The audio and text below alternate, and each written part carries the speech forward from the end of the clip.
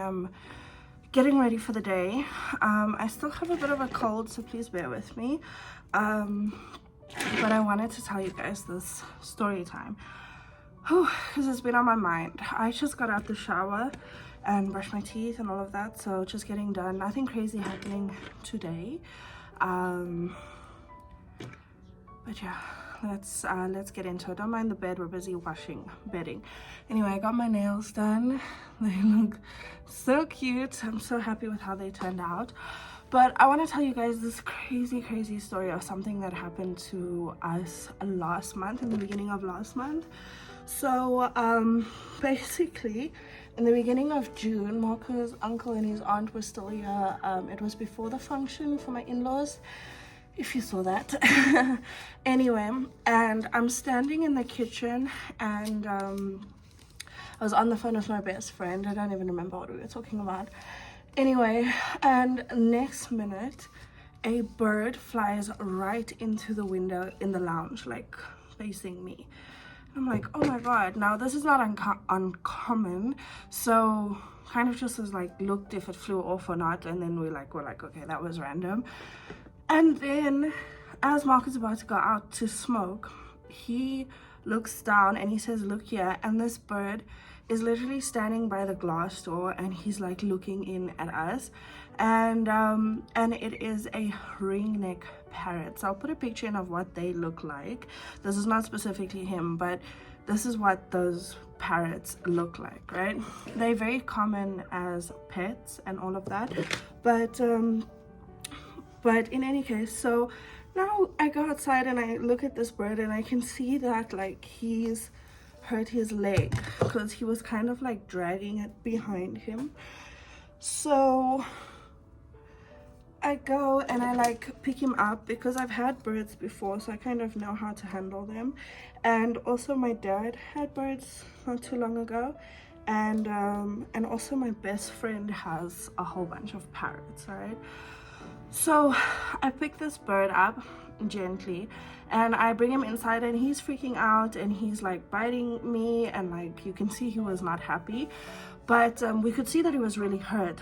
So I go to Marco's uncle and I'm like, what should we do, like, you know? And he's like, no. Now Marco's uncle is very in tune with nature. He knows a lot about animals, so he's like, no, just let him go so he can calm down inside the house, because right now he's like freaking out at this point and he's biting me and stuff.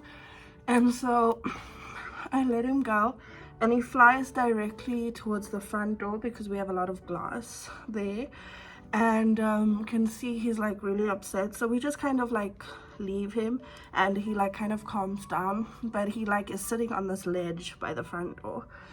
So then I tell Marco like, oh, go and get a towel. Let me hold him with a towel so that he doesn't bite me and he can just like kind of calm down. So Marco grabs a towel and I go and I put it around his wings, and I like pick him up again and I turn him onto his back so that he's not freaking out so much. So I'm holding him like this, and he's still trying to bite me, but I could see that he was like super exhausted. So I also don't even know how I know it was a boy, but for some reason I knew it was a boy.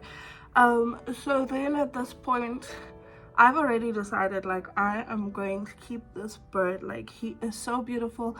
He came to me, you know, and right before like the situation had happened, like I think like the couple of days beforehand, I had watched a video about a girl that found a kitten in her car engine, and she literally said that like everybody that watched that video was commenting and saying like, sometimes animals find you and it's not always about you finding them.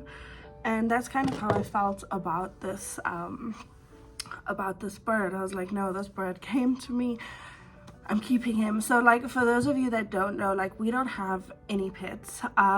It's a bit complicated for us to have pets. We are huge animal lovers, especially the kids. The kids absolutely love dogs and everything. So however, there's a few factors that is why we don't have pets. So the first thing is that we are always busy. We're like hardly ever home. We're always up to something, and we also like to travel, and we don't want that responsibility of worrying about like what's gonna happen to the pet when we're not around and things like that.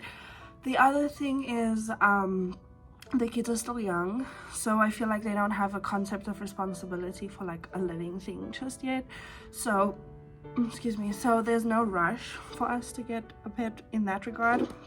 And then the other thing also is that like, if for those of you that don't know, my in-laws and Marco built this house together, and at some point they're going to be staying here for like months at a time, and once my father-in-law retires and all of that.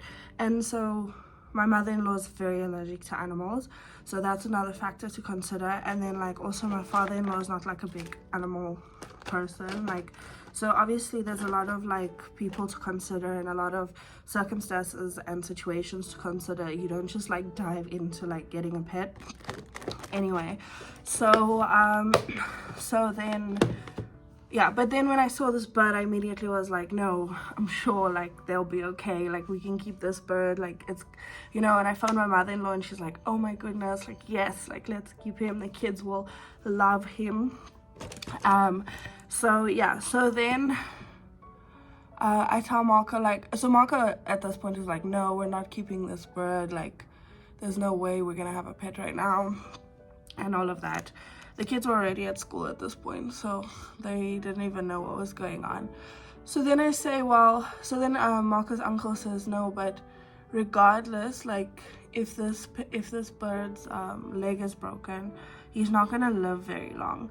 So I said, okay, well, regardless of whether we decide to keep him, let him go, or like possibly give him to my cousin who already has like birds, I said, let's just go and get him checked out, because like I'm not gonna just leave him like this, you know. So we go, so I say, let's just go to the SPCA, it's like not far from us, and let's just have them check this bird out and just see like why, or like if his leg is broken, like does he need something, like what must we do.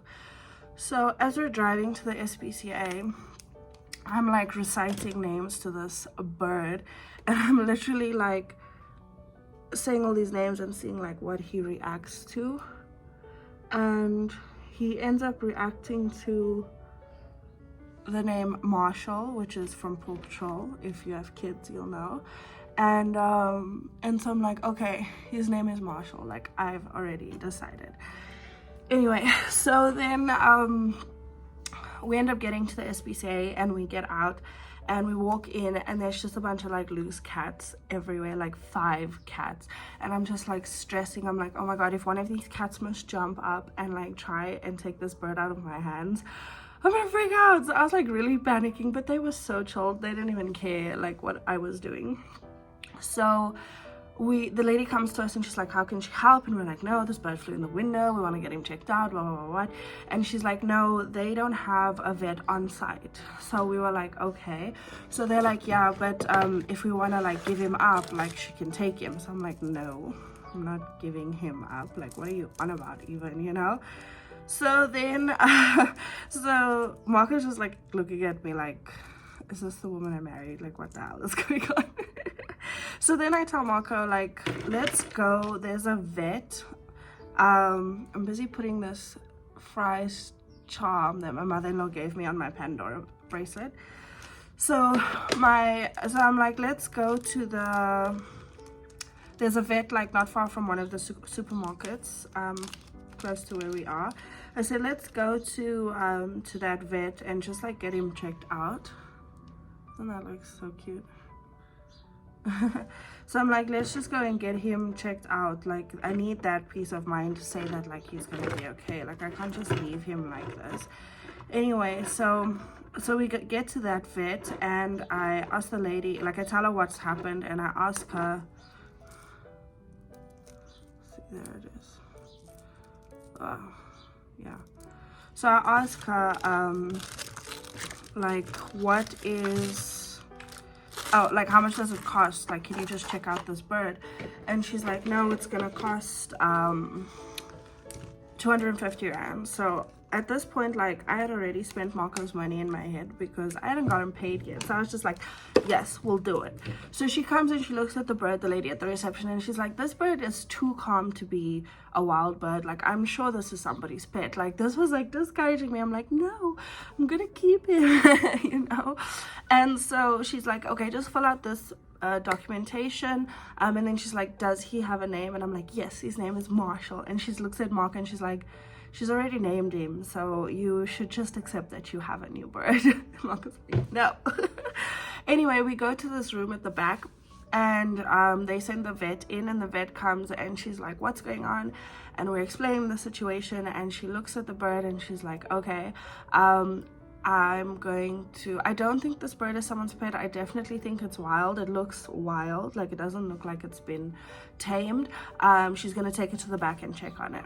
So Mark and I are like sitting in this room, and she takes Marshall all the way back to like wherever they were checking them, and we just hear him like squawking and squeaking and like freaking out basically. And I'm just like, oh my god, it felt like my child was being like murdered the way he was freaking out.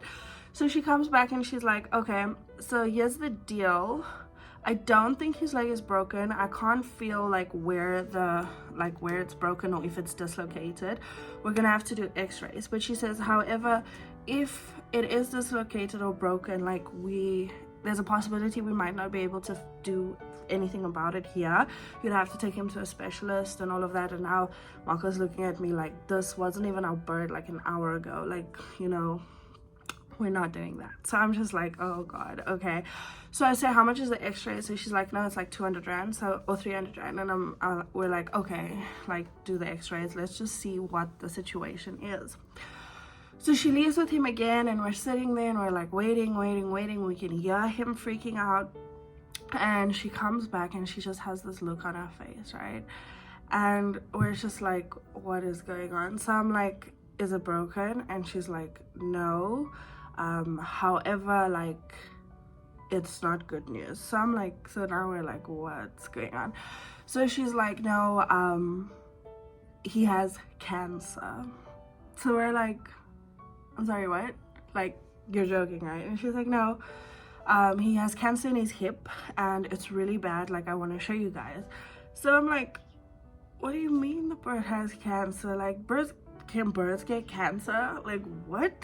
Like, we were so shocked. So she takes us to the back where they did the x-rays, and she shows us on the computer that like the picture of his x-ray, and basically where his hip joint was extremely calcified. I'll see if I can find a picture that looked similar to what I don't know why my nose is itching now, that looked similar to what it looked like. And his whole hip, like the calcification of the cancer was even whiter on the x-ray than his bones. Like, it was so bad.